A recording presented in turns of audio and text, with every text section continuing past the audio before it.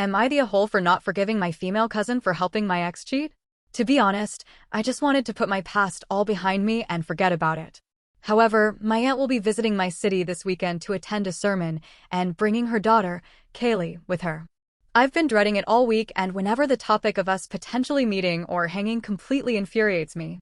For context, we're both the same age, and I meet my ex through Kaylee. Without going much into detail, meeting my ex was the worst mistake of my life. Not only was he a pedophile for dating me when I was only 16 while he just turned 20, he was also verbally, emotionally, and sexually abusive by coercing and essaying me in my sleep. The 1 year I was trapped by this man was my rock bottom. I fell hard in school, was constantly depressed and suicidal, and felt truly isolated from the help and therapy I needed because I had to block all of my friends. The breaking point was when I found the hundreds of text messages of him cheating on me with multiple girls across all possible platforms imaginable.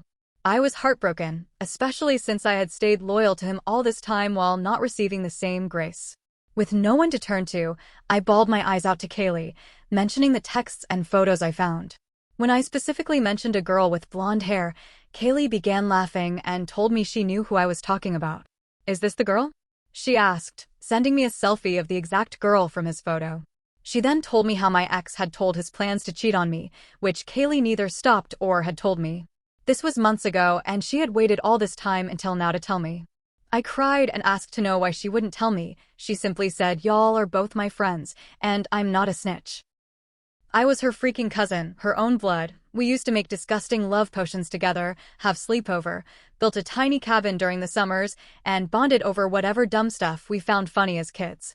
This horrible man, who she have only met once in real life, whom she met through Snapchat and has not had one meaningful conversation with, is on the same level of importance to her as me. Yet, I never confronted her, I never called on her bullshit, and decided to cut contact with her after the breakup. Fast forward to the present day, I had moved to her state about a month ago. The breakup was last year, but it felt like a lifetime ago with how much I've been thriving, living, learning, and maturing. To welcome me, Kaylee and her family went to pay a visit. When I saw her again, I did not make a big fuss. I was friendly and cordial because I did not want to cause tension between my father and his sister, Kaylee's mother. We did some catching up, and once again, I found out that my ex and her had been texting all along. Bad-mouthing me, stalking me, her justifying what he did and feeding into his delusions that I still had feelings for him. I found out how an old friend of mine from high school had even reached out to him to talk behind my back. I should have said something then, about how horrible she is as a person, how much I despised her, expose her true colors even though it's not much of a secret to our family. However, I took the high road and brushed it off like it didn't bother me. That night, I reached out to my old high school friend. We had a long conversation about why she did what she did. Although it doesn't justify or dismiss her actions, because she had knew the full scope of what my ex had did, I decided to forgive her for taking accountability, and we both became great friends once more. However, I will never ever forgive Kaylee, not in this life, not in any lifetime where she is my acquaintance. I had never held a grudge before, because I don't like having hate in my heart. I had forgiven anyone that had did me dirty, my best friend who had backstabbed me, the girl who had talked shit to my abuser, but I could not forgive someone who is out to hurt me, their own family, and had never once muttered an apology or acted remorseful. While Kaylee's family is oblivious to my hatred towards their daughter, there were other families who knew. My older siblings and another auntie, who said they never liked Kaylee and thought she was a horrible kid and bring shame to the family. My father, who knew but doesn't voice his opinion on teenage business, and my mother, who told me to just let it go. My mother's words honestly felt like a stab. I told her about Kaylee's betrayal with so much pain in my voice, but being the peacekeeper she is, doesn't make it clear whose side she is on. It is never a competition, and I don't want to tear my family apart over this, but knowing that one family member had already betrayed me, I don't need another. I know I've been rambling for too long. I'm honestly writing like a maniac right now with all the anger built up in my chest and tears in my eyes. I've not told anyone all of this for so long that I just can't help it. The mention of Kaylee's name and recalling what my ex have done to me refresh old wounds that never truly healed. I don't want to see her this weekend. I never wanted to see her again, whether it be my graduation, my wedding, holidays, or even on my deathbed. My mother makes it sound like I'm crazy for holding this grudge for something so trivial, but she never heard the full story of what my ex did, of how Kaylee is still doing me dirty until this day. Am I the a-hole for not forgiving my cousin? First thing about my parents, aside from a few trusted friends and Kaylee, my immediate family doesn't know about what my ex did. That includes my parents. While we were still together, my mom would sometimes check in on my relationship, which I would tell her that we are doing okay. Both my parents have very strong personalities, especially when it comes to parenting, while I can be somewhat emotional. So they don't really question it when they overheard me crying. They are not bad parents for not doing something about my ex, they simply had no knowledge of what was going, and I don't know when I'll gather the courage to tell them. To those who said I should reach out and tell relatives about everything, I simply can't.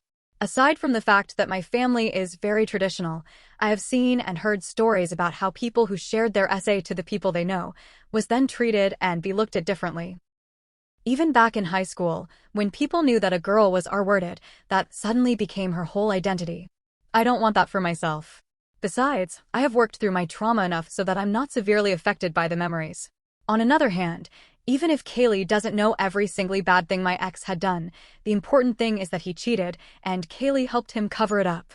I met Kaylee and her family about an hour ago. It is now past 12. I wish I didn't make an effort to show up in this family gathering. As I sat by Kaylee's little sisters, I can hear everyone talking about me. Primarily about how I kept refusing to go to Kaylee's city and how she also refused to do the same. Gavin, another cousin that I am on normal terms with, put words in my mouth and told everyone it was because I was too lazy to do so, which really struck a nerve. He even nitpicks how I'm a little too old to be playing childish games. I shot him a glare back and told him he's a little too young to be playing old people's sports. Sounds a little bit off topic, but I just want to show how Kaylee is not the only asshole in this family. Why is it that every time parents gather around it's to talk shit about their children? Honestly, the air was tense the whole time because not only did I not speak nor look at her, I also pretended like she didn't exist. She knew something was wrong, so did everyone. We used to be the closest cousins, practically sisters, now it's like two strangers being forced to face each other. The whole experience felt like torture, with everyone persisting that Kaylee and I should hang out, whilst making sly remarks about me because my father isn't here to shut them up. God, I hate everyone. I miss my parents. I miss my dad. I believe that many people were expecting a confrontation, a fight, but that never happened. And I am glad it didn't because I was too overwhelmed at that time to yell at her without tearing up, breaking my voice and make myself look weak. I held it in, all of the emotions I felt the last year of my life. Rage, sadness, annoyance, disappointment, resentment, and I waited. After an hour, Kaylee finally leaves, and the crowd dissolves. I asked my aunt, Kaylee's mom, if she could stay so that we can have a talk. I told her everything that happened, why I stopped talking to Kaylee, and how much I hated her. I could barely contain myself, sobbing between each words. I even told her about my ex and all the horrible things he had done to me, how he is still stalking me and Kaylee is helping him by hiding it. My aunt sat there and listened my meltdown, tucking my hair behind my ear. You know how Kaylee is, she's just careless, my aunt said. That's the moment I regretted ever saying anything. Why does everyone keep using this stupid excuse? Why is her own mother okay with her being a shitty human being? Does my feelings not matter to anyone? There I was, just sitting there, listening to this sorry example of a mother, saying every excuse in the book to defend her child. This is just how everyone is over here, honey, we don't snitch. Maybe you should take this as a lesson and pick better boyfriends next time. This happens all the time at your age, you'll grow over it. With every word, I realized that none of this mattered to her, my trauma, my feelings, her daughter's actions. All while she was sitting there, talking, I can't stop thinking to myself that if she'd been a better mother, Kaylee wouldn't be such a piece of shit, and I wouldn't have to be the victim of her bad parenting. I wanted closure, I wanted to feel better, I wanted her to get angry, and tell me she's on my side. All I had gotten from this was an apology that left me even more empty than before. As I'm writing this, just crying in my room, I felt truly alone. As if there's not a single person on my side, not my aunts and uncles, not my cousins, and my mom and dad and half the world away. I miss home, I miss my friends, I hate it here. Today, I realized another thing, the trauma of my ex that I thought I've overcame, it's still there, just looming at me and haunts me. I've never received therapy, I've never sat down and told anyone in details what happened to me. From time to time I can feel his hands on me and I'd feel my throat closing up. Just the thought that one day he'd find me scares me to death. I can't tell my dad because no matter how much I love him and how much he cared for me, he'll never understand and not blame me for letting this happen to myself. I believe that one day I'll tell my mother everything when the time feels right. I'm sorry if this is not the best ending. Honestly, there is still a lot of details that were left out of the story, especially in my conversation with my aunt. However, Kaylee is blocked, and my family now knew not to push us to meet. My aunt said she hopes Kaylee will mature and understand someday. For now, I accepted what was given to me. There probably won't be another update. I've not made peace with Kaylee or about what happened. I will always hold her accountable for it. However, I want to move on, and that I will do. Love stories like this? Then make sure to hit that like button, drop a comment below, and subscribe so you never miss what's coming next.